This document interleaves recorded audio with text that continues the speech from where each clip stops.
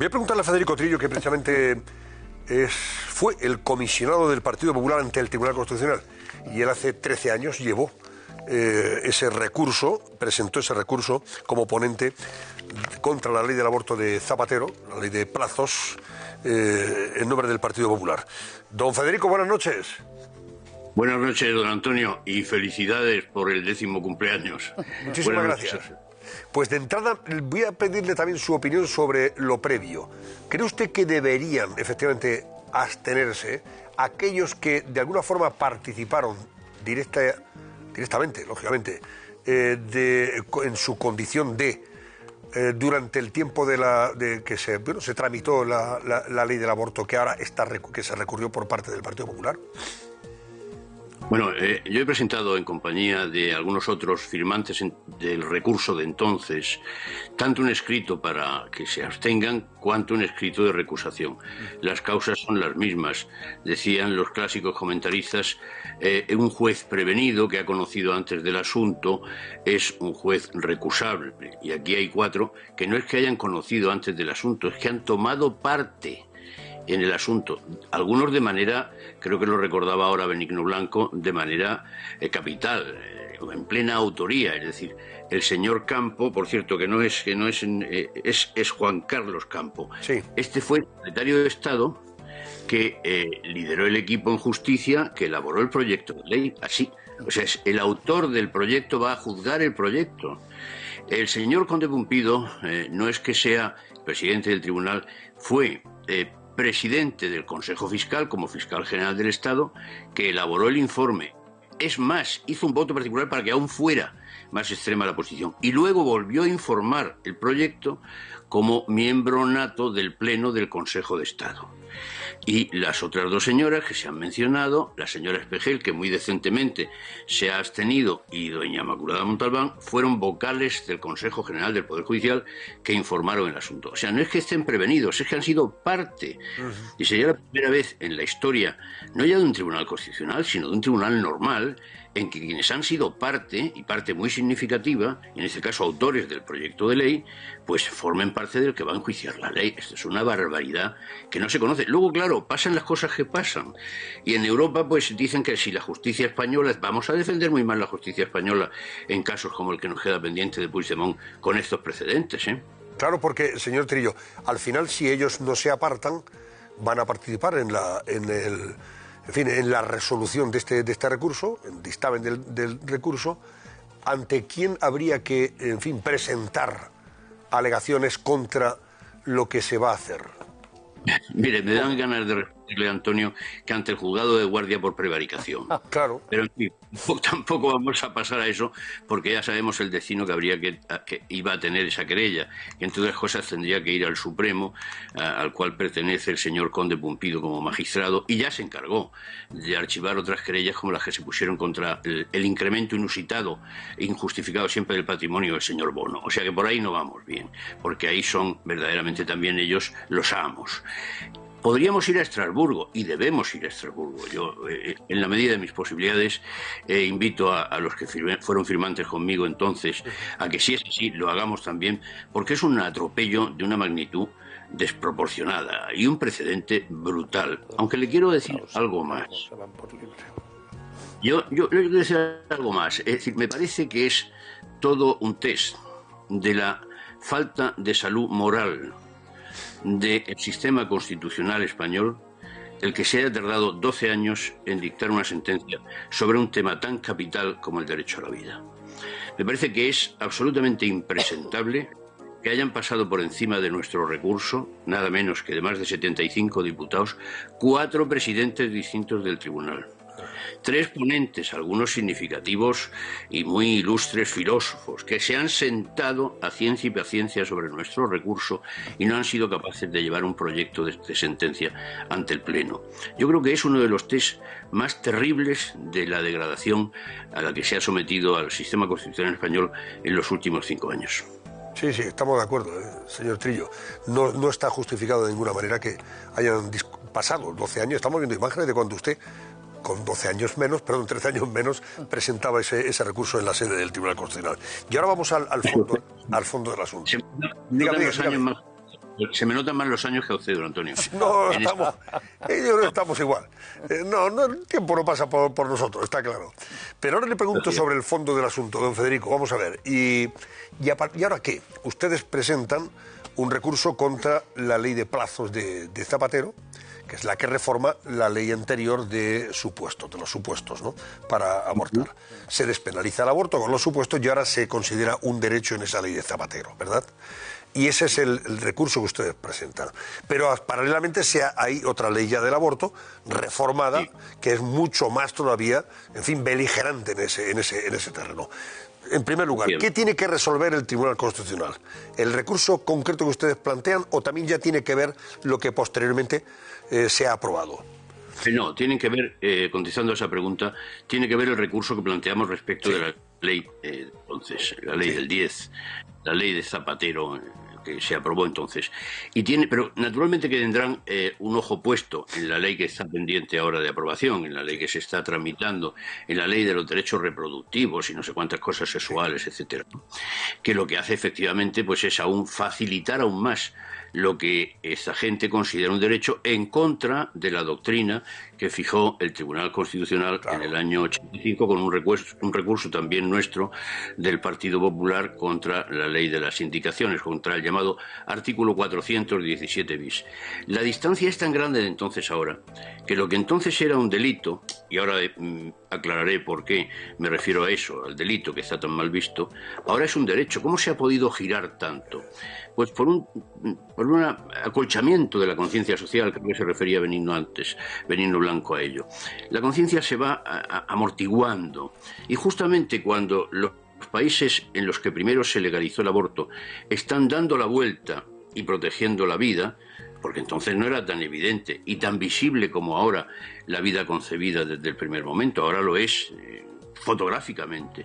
Ahora cuando en los Estados Unidos se está reversing, dicen ellos, dándole la vuelta al Roe vs. Wade, que en el año 73 fue el primer caso en el que se reconoció que existía un no derecho al aborto, pero sí un derecho derivado de la intimidad de la mujer que no se podía sancionar y que por tanto hasta que no hubiera un interés apremiante del Estado pues no se podía llevar al Código Penal. De entonces acá en todos los países se ha ido hacia adelante, es decir, hacia la protección de la vida. Aquí no, aquí vamos hacia atrás, hacia cada vez mayor aborto y mayor número y facilidad de aborto. Le decía antes que hay mucha gente que dice, hombre, es que ustedes lo que quieren es que vayan a la cárcel las mujeres. No, mire usted, si no se trata de cárcel ninguna. Ya entonces, en el año 83, no había ninguna mujer en España en la cárcel por delito de aborto, ni nadie quería que fueran a la cárcel. Se trata de la valoración que la sociedad y el Estado, el derecho, hacen de la conducta abortiva. Si es una conducta mala o buena, y es malo. El aborto es malo, un mal para la vida y un mal para la madre. Y sin embargo, esta gente la considera un derecho y un bien. Quieren propagar como medio de control de la natalidad y de todas estas cosas que reproducen en la ley de reproducción, esa de derechos de reproducción. Sí. Por eso le pregunto, señor Trillo, ¿qué es lo que recurre concretamente el Partido Popular y que usted como ponente presenta de aquella ley del 2010 de Zapatero? ¿Qué es lo que quieren que consideran que no era constitucional y, por supuesto, que debería modificarse? A ver, en la ley de la reforma primera de 407 bis, de la primera ley de legalización, entre comillas, del aborto, lo que se reconocían eran 3 casos en los que excepcionalmente, llamados indicaciones, no se castigaba, no se imputaba una conducta culpable a la mujer o a quien se interviene en un aborto cuando había malformaciones, cuando había conflicto de bienes jurídicos entre la vida de la madre y la vida concebida. El paso posterior de Zapatero, una vez que ya eso se fue, digamos, amortiguando con legislación derivada y a mi juicio absolutamente inconstitucional, que fue desarrollando el Código Penal, legalizando clínicas abortivas, etcétera, es el pasar al reconocer, no ya el que había determinados casos, sino los plazos, que es el sistema siguiente, el de indicaciones, más ampliados hasta que son las 20 semanas, y además incluso los casos en los que hubiera malformaciones o enfermedades en el feto que pudieran producirle, digamos, un malestar en su vida, ¿no? Es decir, bueno, pues el aborto eugenésico, ¿no? Es una cosa horrorosa. Todo eso es lo que está en la ley de Zapatero ya y lo que se viene practicando. Estos quieren ahora incluso ir a más, ir a autorizar a las menores sin el consentimiento paterno, etcétera, etcétera.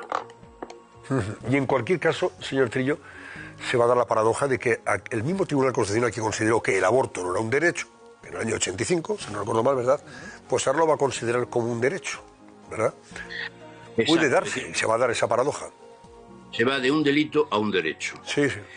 Fíjese, está en la presión a lo que hemos estado sometidos los recurrentes, que me comentaba algún importante dirigente del Partido Popular que, en contra de alguna opinión mal informada hoy, dicen que no ha apoyado nuestra recusación, por supuesto, que no ha puesto no solo ninguna pega, sino que lo ha apoyado, que había habido quien sugería desde dentro del tribunal que retiráramos el recurso para no tener una sentencia adversa y poder así pues dejar la sentencia del pasado como al menos una doctrina de referencia y la ley de Zapatero vigente. Hombre, para ese viaje no hacemos falta alforja. Claro. Y además sería consolidar la ley vigente. Pero han intentado todo tipo de tropelías para no verse ante la realidad, que es que después de 13 años tienen mañana que enfrentarse a la realidad y harán de su capa un sayo. Es decir, ese conde Pumpido, que, no, insisto, no puedo llamarle, no sería respetuoso con un magistrado presidente del Tribunal Constitucional, llamarle militante del Partido Socialista, pues no creo que lo sea, con toda franqueza.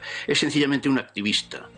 La persona que tiene liberada el Poder Judicial para atraer a sus posiciones a la judicatura y a la magistratura. El que ha funcionado a la hora de los nuevos magistrados, de vetar a unos, de poner a otros, el que, insisto, que hizo las tropelías en el Supremo que hizo con Bono, una persona al servicio de los intereses del Partido Socialista. Pues vamos a ver en qué acaba todo esto, pero vamos, yo creo que el final está escrito, ¿no, señor Trillo? Y uno puede preguntarse cómo se ha tardado efectivamente 13 años en abordar este asunto. ¿Por qué esa dilación constante, permanente, sin justificar además, de ninguna de las maneras? Por cobardía, don Antonio, por cobardía. Por cobardía de los que tienen que defender sus ideas y sus valores y no lo han hecho. Por ejemplo, digamos, el gobierno anterior, que tenía mayoría absoluta, del señor Rajoy, y que no se atrevió a cambiar la ley cuando estaba en nuestro programa electoral. Cobardía, como en tantos otros puntos, por cierto, en esos últimos finales del mandato de Rajoy, por cobardía de unos y por cobardía de los otros a perder ante una mayoría que era claramente provida hasta hace unos años, hasta hace muy pocos años, por cobardía. Sí, porque claro, el gobierno del Partido Popular tenía una mayoría absoluta para haber reformado la ley de Zapatero, así de claro. Y probablemente sacar el recurso del Constitucional, lo podía haber hecho perfectamente. Recuerdo que hubo un proyecto liderado por Roberto Ruiz Gallardón en esa línea. Claro, efectivamente. Y le costó el cargo precisamente el defender ese cargo. Y le costó el cargo, efectivamente, tuvo que salir del Ministerio de Justicia. Así es. ¿Alguna pregunta para Federico Trillo o le despedimos? Yo quisiera hacer una consideración. Sí, perdón, Esther, si quieres hacer... No, yo es que, como antes le he escuchado decir, yo creo que deberíamos, los firmantes, recurrir, ¿no? ¿Lo van a hacer? Los cinco firmantes, sí. ¿No? 5 diputados, ¿no? Son los que no sé si lo han hablado, si lo pueden hacer individualmente. Sí, me gustaría saber qué va a pasar a partir de ahora. Lo veremos, Esther, a la vista de la sentencia. Vamos a ver qué capacidad de recurso tenemos a la vista de la sentencia que dicten. Pero ya por el tema de la recusación, de la necesaria sentencia de estos 4, sin duda ninguna ya hay un vicio de nulidad de la propia sentencia. Diga lo que diga. Pero ustedes tienen posibilidad de recurrir. Esperemos que sí. Podemos ser parte hasta el final en la Corte Europea de Derechos Humanos. Bueno, señores, pues a ver qué pasa. Las próximas horas estaremos atentos. ¿Qué decías? Sí, más allá de lo que ha dicho Federico Trillo, que estoy de acuerdo, me preocupa mucho que una ley de aborto libre se convierte en una estructura de violencia de género contra la mujer, porque lleva a que la sociedad y los poderes públicos dejen a la mujer sola ante los problemas que pueden llevarle a plantearse el aborto como solución a los mismos. Por lo tanto, habría que incentivar las medidas de apoyo a las mujeres para que puedan decidir en libertad continuar con la maternidad, superando esos problemas que pueden llevarle, que a veces son gravísimos, a plantearse el aborto. Y en ese sentido, las administraciones públicas se están declarando olvidadizas de ese derecho de la mujer. Por ejemplo, a mí me ha preocupado mucho que el Partido Popular haya renunciado a la idea que surgió en Castilla y León de ayudar a una mejor información de la mujer. ¿Por qué tener miedo a la información?